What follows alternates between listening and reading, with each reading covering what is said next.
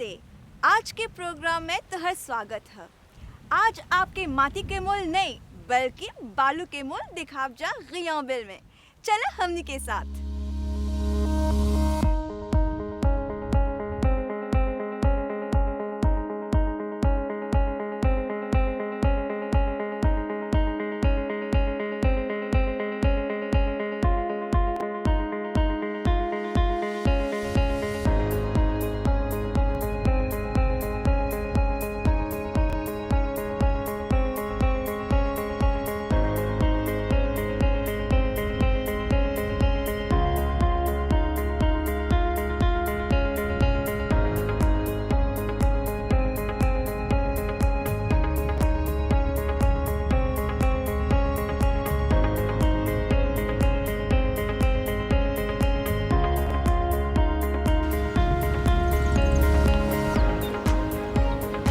भैया नमस्ते।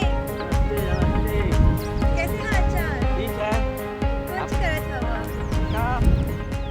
घास निकाला था इस टाइम में। तब भैया के नाम का है? हमारा नाम है दिनेश जी ने। तब भैया हमने की बोला कितना बरिस से बालू में रोपाई करेला? बहुत दिन से लगभग जब मैं 20 साल के रहूं तब से मैं यहाँ पे पहुँचता हूँ। तब भैया कैसे प्लांटेशन शुरू करला? हमारा बाप यहाँ पे पहुँचता था, तब से मैं उसके साथ जाता था। तो जब से वो ये काम मेरे पे छोड़ दिया। तब भाई काहे बालू? बालू के क्योंकि यहाँ पे बालू में जो प्लांटता है वो आता है। हाँ, जो हम लोग डालता है माटी में वो आता है। और यहाँ पे समुंदर हैं, वो समुंदर के पास है जो मिजते हैं माटी में। ये फ़ायदा होता है हमारा प्लांटेशन को।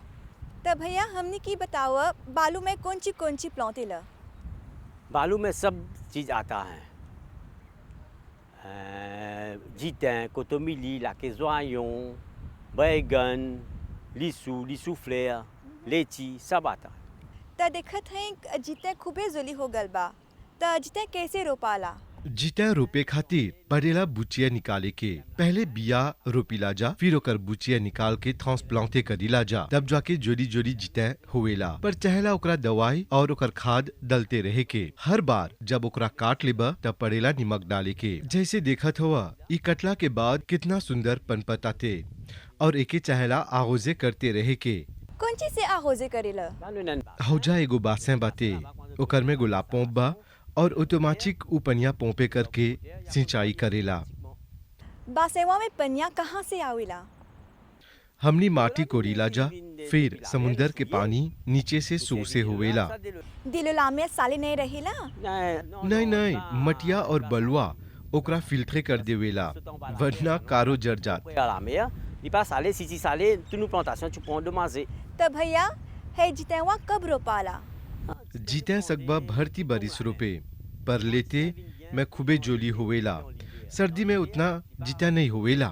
जिते के बिया कैसे निकालेला?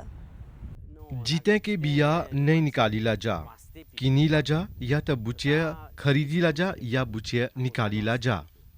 Soit nous c'est dit boutier, soit nous c'est boutier nous planter.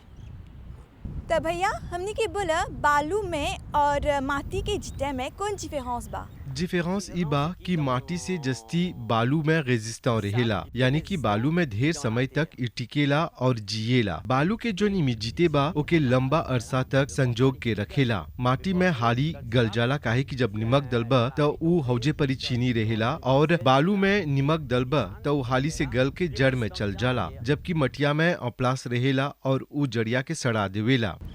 काहे इतना चीज रोपले हवा? हम लाफुआ में काम करीला, वही से वोइते लेगिम रोपीला। एगो सब्जी बाजार में कैसे ले जाइबा? बाजार में और लावांत में भी लेगिम लिवरे करीला। वही से वोइते चाहला रोपे के।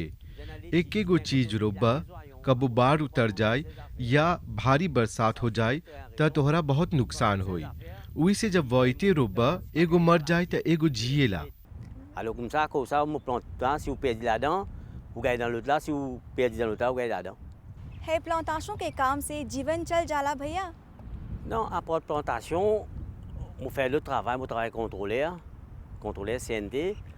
Après ça, dans les temps libres, là, on fait plantation. Mais capable de vivre, capable de dérouler. बालू के प्लांताशों में और माटी के प्लांताशों में कौन डिफरेंस बा?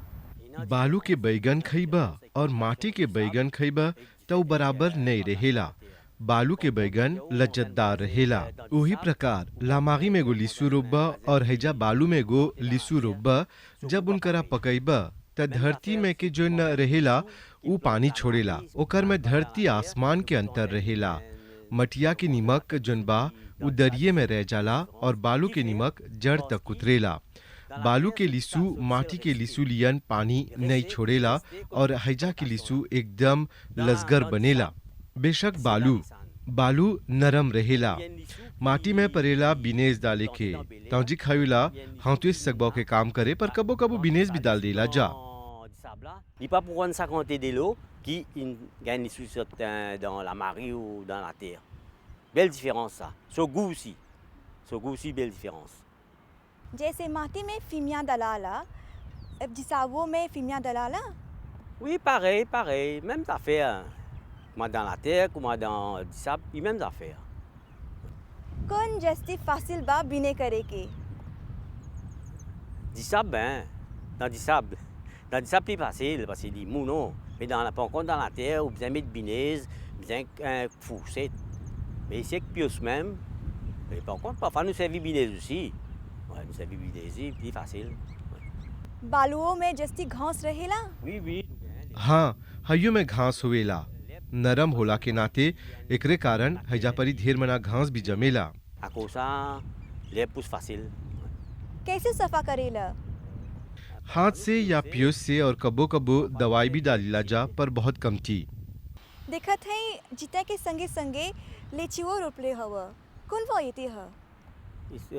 So, variété, nous appelle ça, c'est qu'il a bala, appelle ça tourbouillon, et à côté là, appelle ça mignonnette. आदमी लोग कौन चीज जस्ती खोजेला? म्यूनिट के स्वाद अलग ही रहेला। ढेर कोई हइये खोजेलन जा खाई के। Qui ben nouveau variété ça, tourbouillon là, ça nouveau variété. Première fois moi je plante ça là. बालू के लेची में और माटी के लेची में कौन डिफरेंस बा? ढेर बड़ा डिफरेंस नहीं रहेला पर फर्क इतना बा कि ऊ हाली नहीं गलेला। कहे कि बोली ना कि बालू ढेर पानी नहीं चीनी करेला। Qui un éti dans la terre. Dans la terre, Méditerranée, alors on va beaucoup faire fini galop. बेतराब और गाव बालू में जस्ती मोटा रहेला? Oui, définitivement. बालू के बेतराव और गाव मोटा मोटा होवेला कहे कि बालू नरम रहेला। ओके मोटाई में दिक्कत नहीं होवेला और जैसे जैसे वो बड़ा होवेला बलुआ ओके सीमा देवेला। बोलल जाला हैजा के पीमा जस्ती तीता रहेला। काहे? बालू नमी यानी कि मिजिते और गर्मी रखेला।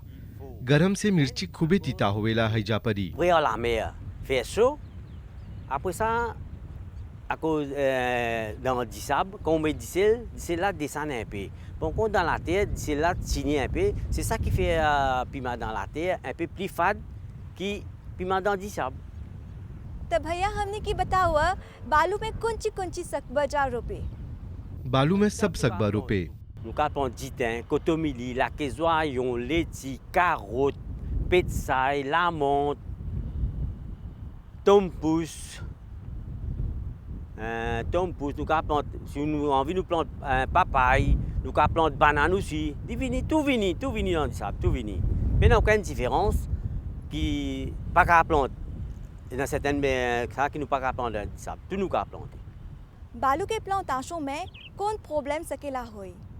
समस्यावा त चारों बगल बा सगरो बाते पर हैजा परी जोन बा सबसे बड़ा समस्या होवेला उह जब हवा मारेला और खेत में कोनो बीमारी रहेला तो उस समुंदर के हवा से दूर दूर तक फैल जाला और सबके कारो बीमार कर देवेला और बाद से भी ई समस्या होवेला।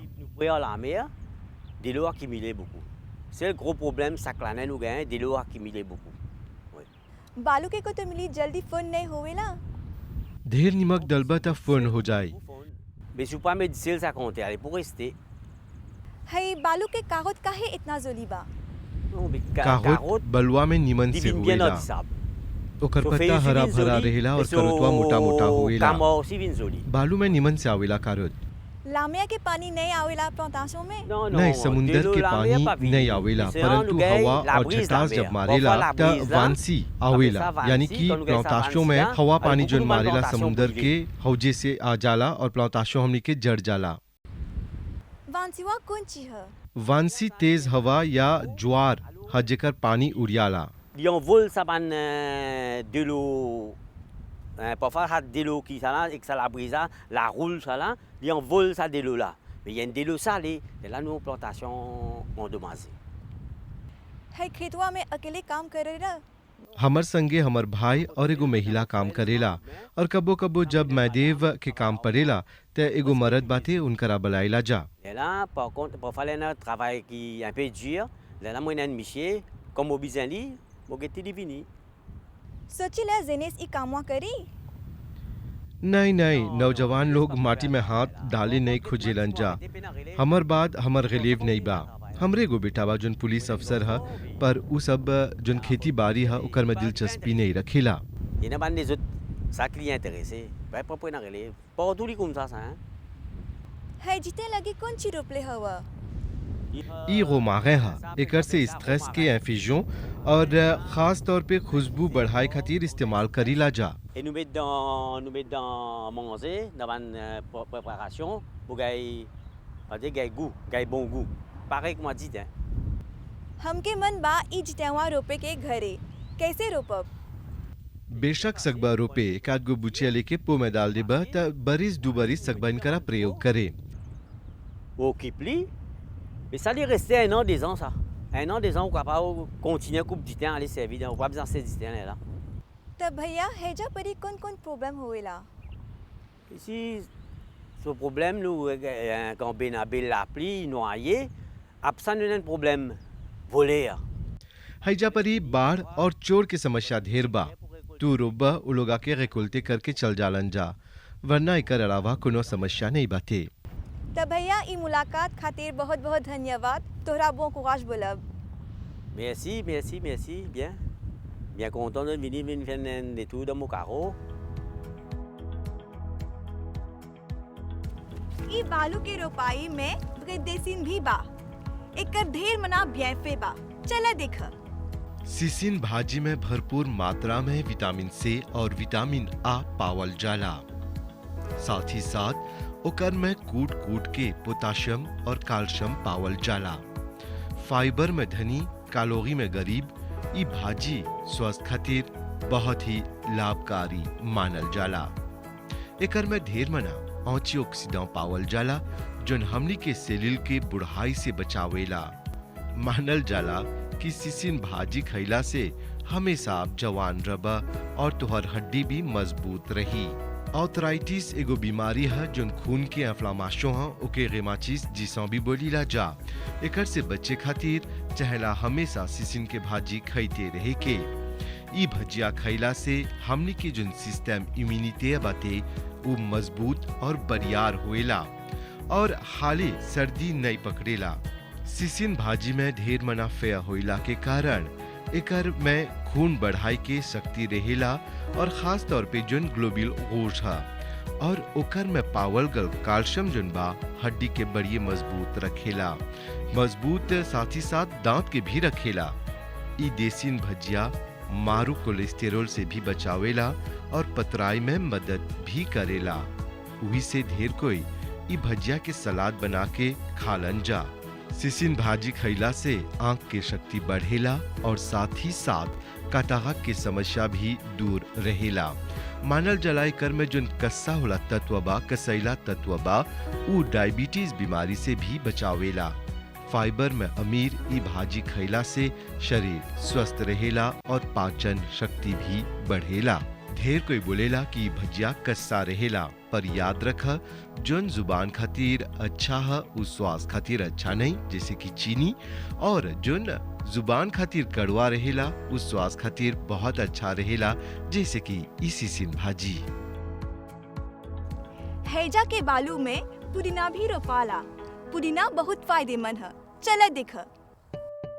पुदीना जेके लामौत भी बोलीला जा अपन पाचन शक्ति बढ़ाई होला तत्व खातिर बहुत ही प्रचलित बाटे।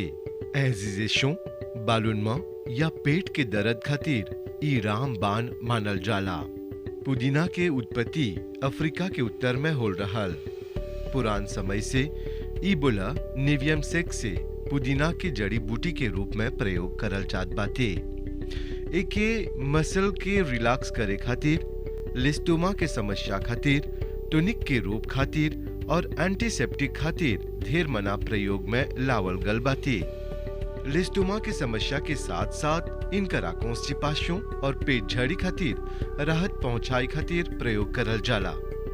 रात के इनकरा उबाल के पीला से तनाव दूर होला। पुदीना में ढेर मना एंटीऑक्सीडेंट पावल जाला जोन दिल से संबंधित बीमारी से बचावेला और जोन चर्बी के नियंत्रित करे होला घास है उहा पुदीना। दुलिया मिस्किलिया खातिर भी पुदीना फायदेमंद मानल जाला। पुदीना में एंटीबैक्टीरी तत्व पावल जाला जोन न सर्दी जुकाम और सांस के बीमारी से बचावेला पर तोरा गर्मी भी पहुंचावेला। वही से गरम के देश में पिए होला पानी में पुदीना मिलावल जाला। ढेर कोई पुदीना के उबाल के ओकर भाप लेवेलन जा। पुदीना में ढेर मना फेया बाटे जोन लिफवा खातिर भी एकदम लाभकारी है और लिफवा के उ साफ करेला। वही से ढेर कोई डिटॉक्स बनाई बखत ओकर में पुदीना डालेलन जा। लिफवा स्वस्थ रही त शरीर भी स्वस्थ रहेला। रोज एकर सेवन करला से शरीर स्वस्थ रहेला। एके एफिजों के रूप में या चाय के रूप में सकबा रात या दिन सेवन करे। छोटा कुन घास पर काम रामबाण के।